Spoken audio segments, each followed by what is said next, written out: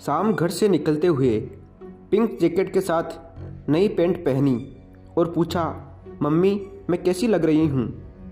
वो प्यारी तो थी ही, थोड़ा सस्ती तो और अच्छी लगने लगती। मैंने हाथों से ही नज़र उतार ली, फिर वो चली गई। रात में कॉल किया तो मोबाइल बंद था। सोचा हमेशा की तरह सुबह लौट आएगी, बस वही आखिरी बार था।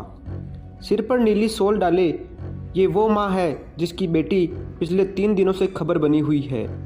हर कुछ घंटों में कोई नया खुलासा होता है।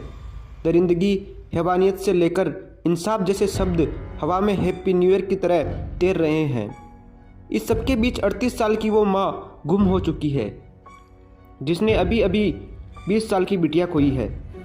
रजाई कंबलों में लिपटी ये महिला फिलहाल सिर्फ टेप रिकॉर्डर है, जिससे घिसे हुए सवालों के सनसनीखेज जवाब मांगे जा रहे हैं।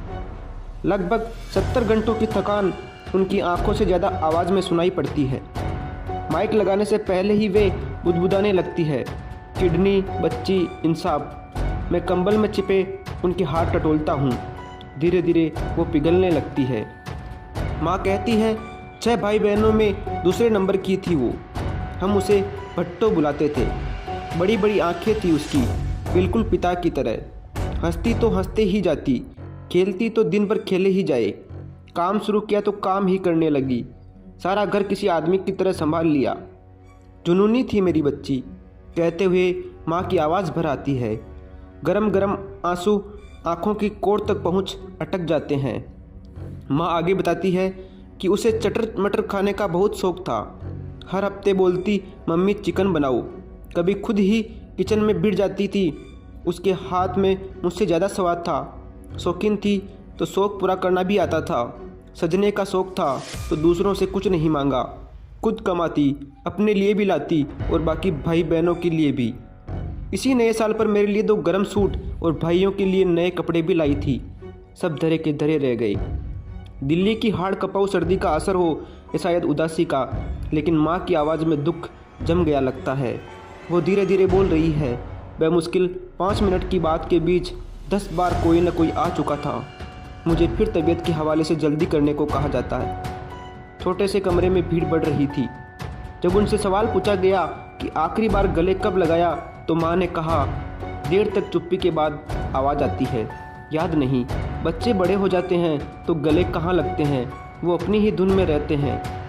माँ की आंखें खोई हुई है, जैसे आखिरी बार बिटिया को कसकर बेचने की याद कर रही हो। शायद तब अंजलि 7 बरस की रही हो या 11 बरस की। सालों पुरानी उस याद की कोई तस्वीर भी उनके पास नहीं थी।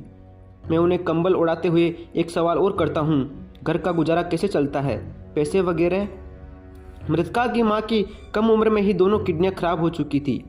सफदरजंग में उनका इलाज चल रहा है। वही कमाती खिलाती थी, आदमी बन गई थी। सब्जी बाजी हो क्या मेरी दवा, सब वही लाती। अपने लिए रिश्ता आया तो छोटी बहन की शादी करा दी। इवेंट्स में फूल चीटने और नमस्ते करने का काम करती। उसी से कुछ थोड़ी बहुत कमाई होती। घर ससुराल वालों से बंटवारे में मिला था, सब चला गया। कम उम्र में पति, जवान बच्ची समेत उम्मीदें भी खो चुकी इस माँ की भराई आवाज़ शोर में खो रही थी। अंदर बाहर भीड़ ही भीड़। मैं बाहर निकल आता हूँ, पलटता हूँ तो घर का वो कमरा बंद दिखता है। ऊपर पुराना फूलदार पर्दा पड़ा हुआ है। शायद माँ की तबीयत खराब हो चुकी थी। वैसे मंगोलपुरी के इस घर में अगर पुलिस वालों को गायब कर दे तो लगेगा जैसे शादी वाले घर में हो। ऊंची आवाज़ में बतियाते लोग, मुंडियों से मुंडियाँ जोड़े लोग, प्लास्टिक के गिलास में बढ़ता गर्म पानी और बिछी हुई कुर्सियाँ जिन पर बूढ़े या पत्रकार विराजे हैं। गली के मुहाने से ही जमघट दिखने लगेगा। घर के सामने अलाव जलाए कुछ महिलाएं हैं, अंजलि की रिश्तेदार। मैं भी आग तापने के बहाने बैठकर बात करने लगता हूँ कि तभी कोई टोकता है, मीडिया से कोई कुछ नहीं कहेगा। फिर मेरी तरफ मुड़कर कहता है, आप तो जानते हैं औरतों के हाल। पीड़ित परिवार के किसी दबंग पुरुष ने आग तापती इन महिलाओं को कैमरे के सामने चुप रहने को कहा। 4 कदम आगे एक झुंड बतिया रहा है। ये पास पड़ोस के लोग हैं। हल्के फुल्के अंदाज में टटोला तो एक कहता है, 3 रात से सोए नहीं, आसपास जब कांड होगा तो और क्या होगा। मैं मानना चाहता हूँ कि कांड शायद लोकल डिक्शनरी का सामान्य शब्द है, लेकिन दिल इजाज़त नहीं देता। कांड कहने वाले चेहरे समेत लगभग सारे चेहरों के भाव इसकी इजाज़त नहीं देते।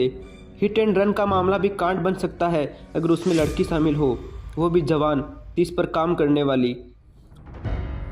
और शौकीन मामला आधी रात का हो तब तो सब्जी के सारे मसाले पीछे छूट जाएंगे। कम से कम मंगोलपुरी के उस अनाम घर के सामने जमा भीड़ को देखकर तो यही लगा। सबके पास मृतका को लेकर एक्सक्लूसिव जानकारी थी, कईयों के पास ऐसी जिसे लिखना भी यहाँ मुनासिब नहीं। हमारा अगला पड़ाव यहाँ से लगभग 2 किलोमीटर दूर कर्ण विहार था, जहाँ अंजलि अपने परिवार के साथ रहती थी। खुदी हुई सड़क पर पैदल ही आगे बढ़ी तो किसी ने टोका, गली कच्ची है, संभल कर। मैं संभल कर देखता हूँ, टूटे अधपके मकान आपस में सटे हुए, दोनों तरफ चौड़ी बजबजाती नालियाँ। रास्ता पूछने के लिए ठहरने पर किसी से नाली की बात पूछी तो कहने लगा, नालियाँ बनते बनते कई सरकारें बदल जाएगी, आप अगली सरकार में लौटिएगा, सब ऐसा ही मिलेगा। बोल रहा शख्स यही कबाड़ बेचने का काम करता है, वही मुझे अंजलि के घर के पास तक छोड़ आता है, जिसके चारों ओर नाकेबंदी थी। कर्ण विहार में जहाँ मृतका का परिवार रहता है उसके आसपास ऐसा हाल है, यहाँ भी वही नज़ारा, पुलिस, भीड़ और गॉसिप। दोपहर हो चुकी। अब तक कहानी में नया एंगल ये था कि लड़की अकेली नहीं बल्कि सहेली के साथ थी और कथित तौर पर नशे में भी। इतना काफ़ी था। बेचारी इंसाफ चिल्लाते लोग अब खुशपुचाते हुए उसके जाने लौटने पर बात कर रहे हैं। ऑफ कैमरा एक सज्जन कहते हैं, माहौल ऐसा हो चुका कि हमको भी अपनी बहन बेटियों का देखना होगा। 4 पैसों के लिए घर से बाहर भेजे, उसकी बजाय रोकी खाएंगे, इज्जत तो रहेगी। सज्जन की आंखें मुझे भी शक की निगाहों से देख रही थी। मंगोलपुरी से लेकर कर्ण विहार और दिल्ली से लेकर मुंबई तक को शायद अगले कई दिनों की खुराक मिल चुकी थी। बीते साल श्रद्धा थी, इस साल अंजलि और ठीक 10 साल पहले निर्भया। रात लड़की आज़ादी का ये कॉकटेल इस मामूली संवेदना को भी भुला चुका कि 20 साल की वो बच्ची घर की अकेली आस थी। दिल्ली की सड़कों पर 31 दिसंबर की उस रात एक लड़की नहीं बल्कि एक उम्मीद की लाश घिसकर लिथड़ रही थी। बातचीत का सिलसिला खत्म हो चुका। दोपहर हो रही है। लौटते हुए लोधी रोड के पास चाय की एक टपरी देखकर ठहरते हैं तो एक शख्स सीधे सीधे पूछता है, कंजावला वाले मामले में कुछ गलत हुआ है क्या? गलत यानी संस्कारी जबान में रेप, छेड़खानी। गाड़ी पर संस्थान का स्टिकर लगा है। हम बिना जवाब दिए वापस लौट पड़ते हैं।